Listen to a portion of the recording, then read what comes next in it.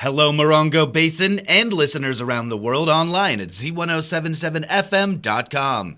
Here is the Z107.7 local news for Friday, January 19th, 2024.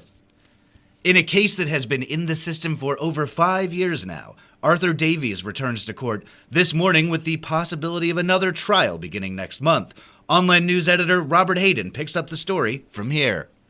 Pre-trial prep has begun today for a planned February 5th retrial date for Arthur Davies, the man charged with involuntary manslaughter and felony assault of a child for his suspected involvement in the death of Parker Lee Schumacher, the 1-year-old son of his then-girlfriend.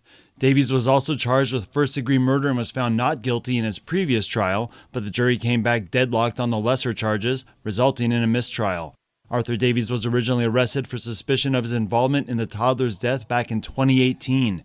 Delays and continuances pushed the trial's date to August of 2023. In that trial, prosecution argued that Davies was the only person in the room when 1-year-old Parker died from blunt force trauma to the head and injuries that the prosecution's expert witnesses say was from violent shaking and injuries akin to what a child would receive in a rollover car crash. Defense argued that Parker Lee Schumacher's injuries resulted from the child pulling himself out of Arthur Davies' arms and landing on the floor of the mobile home where Arthur Davies was staying with the child. The new trial date is set for February 5th, where the case will once again be argued in front of Judge Christopher Polone. You can see previous coverage of this trial at a link at this story at our website, Z107.7 FM.com. Reporting for Z107.7 News, I'm Robert Hayden. At this week's Morongo Valley Community Services District Board of Directors meeting, the board didn't have to look too far to choose the recipient of the 2023 Chuck Osborne Award, when they recognized board president Christina Gorky as their outstanding local volunteer. Assignment reporter Gabriel Hart was in attendance to witness the district's process. While board members considered recommendations from the community, many residents recommended Buddy Stogner to be 2023's recipient of the Chuck Osborne Award. Vice President Lynn Watts nominated Stogner's wife, Tammy, because, quote, behind every strong man, there's a strong woman, unquote. However, Buddy Stogner was already the previous recipient in 2020, which was the last time the district held the volunteer award due to lack of visible activity during pandemic measures. President Gorky nominated Park Commissioner Steve Hayden.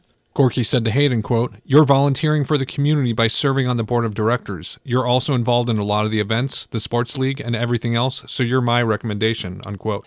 In turn, Finance Director Johnny Tolbert, also a previous recipient of the award, nominated President Gorky, citing, quote, all the hell she went through in the first 4 months of this year with keeping the district running, all the ad hoc and special meetings, that woman's been through a lot, unquote. Tolbert made a motion for Gorky to receive the award, which was immediately passed 5-0.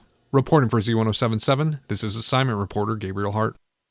One Morongo Basin High School senior has the opportunity to receive the Greenleaf Scholarship from Copper Mountain College.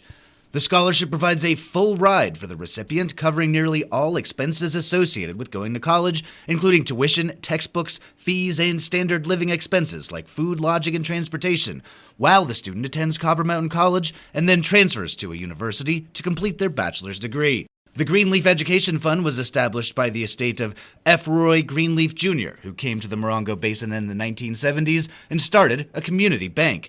His arrival coincided with the beginning of fundraising for the building of what has become Copper Mountain College, and he became a major donor to the CMC Foundation. The college's library is even named in his honor. Academic excellence and/or financial need are not the primary criteria for the fund. Greenleaf wanted the average deserving student to have an equal chance to receive support. He was particularly interested in helping students who possess a strong determination to succeed and who have demonstrated, by extra effort, an abiding desire to help others in school, family, and the community.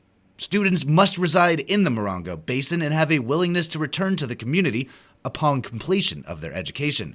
The deadline to apply for the Greenleaf Scholarship is February 21st. You can find a link to the application in this story at our website, Z107.7 FM.com.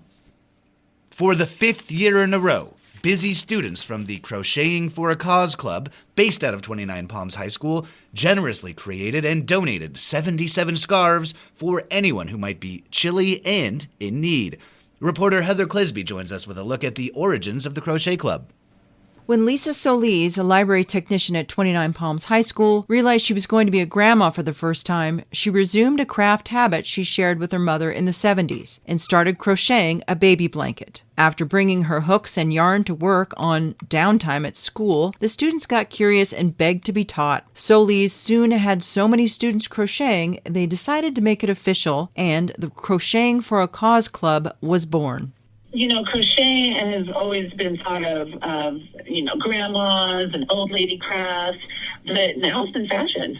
Now it's on the runway. And, these kids, they want to make their clothes. They want to make, outfits because they see it, on TikTok or whatever. It's actually making a comeback, I guess. It's cool again. In the 10 years since, the club has created and donated to the community hundreds of washcloths, baby beanies, and, of course, scarves. Reporting for Z107.7, I'm Heather Clisby. To hear Heather's full story, which includes a closer look at the unique way scarves were distributed, along with a look at the health benefits teens credit to crocheting, see this story at our website, Z107.7fm.com. The Animal Action League is holding a low-cost pet clinic today where you can get your furry friend spayed, neutered, chipped, or vaccinated. The clinic will run from 10 a.m. to 2 p.m. at the Animal Action League's main office at 62762 29 Palms Highway. The Animal Action League will be holding their world-famous drive-through nail trim only clinic tomorrow from 10 a.m. until 2 p.m., where you can have your pet's nails trimmed for only $7 per pet. No appointment is necessary. Appointments are required for spaying and neutering and can be made by calling 760-366-1100. And finally, the Yucca Valley High School Lady Trojans soccer team hosted the 29 Palms High School Wildcats on Wednesday night for the Battle of the Boot and the conclusion of this year's Elk Cup. Coming up with a big win of 4-1 was the Lady Trojans, earning them possession of the boot and trophy until the next season. The junior varsity game ended in a hard-fought 0-0 tie. The Yucca Valley High School Lady Trojans head to Coachella tonight, with JV kicking off at 4 p.m. and varsity at 5:30 p.m. That's our local news. Hear local news 7 times a day, 7 days a week at 7, 8, 9, noon, 4, 5, and 6. If you hear news happening, let us know about it. Email us at tips@z1077fm.com. Reporting for the Morongo Basin News Leader, the award-winning Z107.7 Local News, I'm Jeff Harmetz.